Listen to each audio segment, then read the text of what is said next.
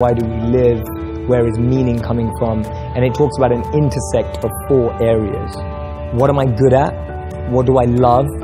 What does the world need? And how do I get paid for it? To me, those 4 help you unlock your passion. When you find the intersect across all of those 4, you're making your passion your purpose. You'll unlock your passion, you'll find your purpose. This is path 1. There's 2 paths. Path 1, I find my skill set and I engage it to help other people and become better at it. So I'm becoming better at what I'm good at and I'm using it to help other people because I'm aware of what I'm quite good at and I know what knowledge I have, what skills I have. I have some self-awareness. The other path that people often miss is actually I just start serving people. I just start helping people and I start to notice what I enjoy about that and what I'm good at helping people with. So that's Gandhi's part. Gandhi said that you find yourself when you lose yourself in the service of others. So for me, those are the 2 paths of how do I find my passion and finding the intersect between those 4 areas. People say you have to have a lot of passion for what you're doing, and it's totally true. And the reason is because it's so hard that if you don't, any rational person would give up.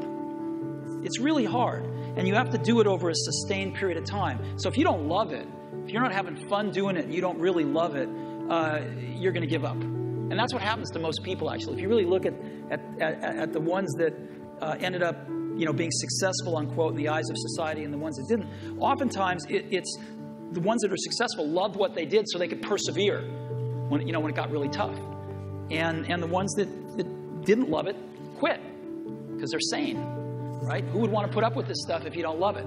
So it's a lot of hard work, and it's a lot of worrying constantly, and if you don't love it, you're going to fail. So you got to love it. You got to have passion.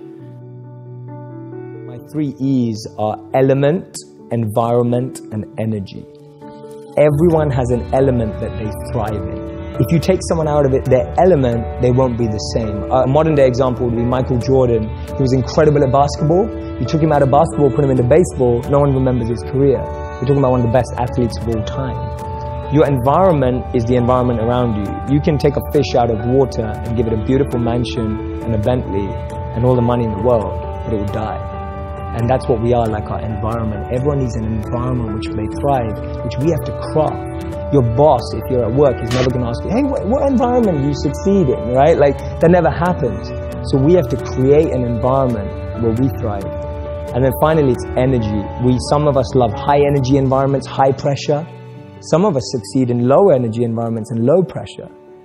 Figuring out your energy and the frequency on which you operate best will help you thrive as well. So for me, those are the 3 E's to really create a thriving environment. Know your element, know your environment, and know your energy.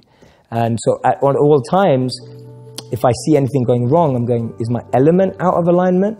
Is my environment out of alignment? Or is my energy out of alignment? And that's a great 3-question test you can do to yourself when you don't think things are going right.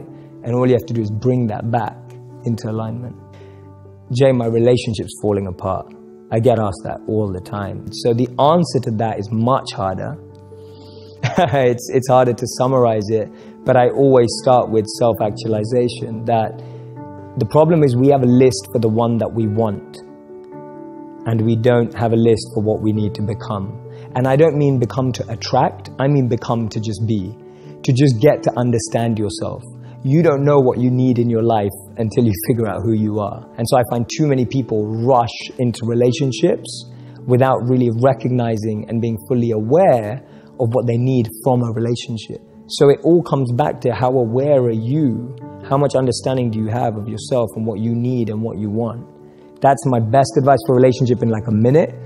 And then the 3rd question I mostly get asked is, Jay, what do you read? Like, what are your favorite books? Because it seems you read a lot. What are your top 3 books?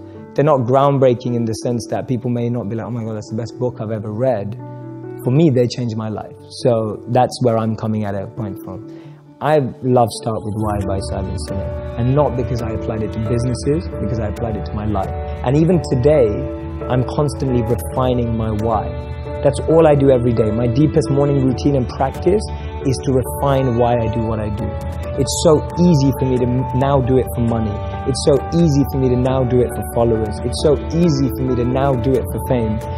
And every day I have to refine that. Because I know, having lived as a monk and what I practice, that if those become what I want, then I'll forget who I need to be. So my daily practice, my daily routine is refining my intention, which in modern language is why. So for me, Simon's book helped me do that. First and foremost, what I think everybody should do, and even I'm saying this, actually I'm giving myself advice right now, I'm just getting meta and stepping away from this interview. You need to do things that make you a little uncomfortable. Way too many people have made decisions without ever trying, right? So the punchline is this. Look, here's what I'll say on this little genre as we're jamming on it. You have one life. Like, one of the great things that happened to me growing up was there was a lot of grandparents that visited. I had a lot of kids in my neighborhood. And for some unknown reason, I don't know if I'm an old soul or what it is, I used to, on the playground, go and sit with old people. Yeah. And just talk to them. And let me tell you one thing about old people, 80, 90. The one thing that has stuck with me as a child and sits with me today is they regret. Regret scares the crap out of me, Elvis. Do you have any regret right now? No, but I also am 40, so I feel like I can get a lot of things done. I feel like a lot of things are still in front of me. But when you get to 80 and 90 and you can't do everything, and you know that you don't have as much time, the one thing I see in so many of their eyes is, I wish I. There's only one you, okay? Because there's no one like you. And I don't mean the superfluous, superficial parts. I'm talking about the core of you, who you are inside, your values, your beliefs, your flaws. And once you understand who really that person is, you would have taken the first step in finding your unique self. And that is the best version of you. Who am I really? Most often, we don't allow ourselves the ability to dream beyond our imagination. We don't allow ourselves to think about the future because we are afraid of change. We are afraid to move away from what is familiar. Either that, or sometimes, we are too rigid to let our dreams evolve. Just loosen up. Shake it off a little bit. Change is the only constant thing in life, and you are never too old or never too experienced to learn something new. Believe that you have everything already as your Brahmastra in your will to be able to be and achieve your dreams. Be fearless. I know I wanted to become an aeronautical engineer. What am I today? I'm an actor, I'm a singer, I'm an author, I'm a producer, I'm an artist. How did I go from becoming an engineer to all of these things? I made choices. The choices that I wanted for myself. So that is my rule number 2. Let your dreams fly. Give them wings. Be who you want to be.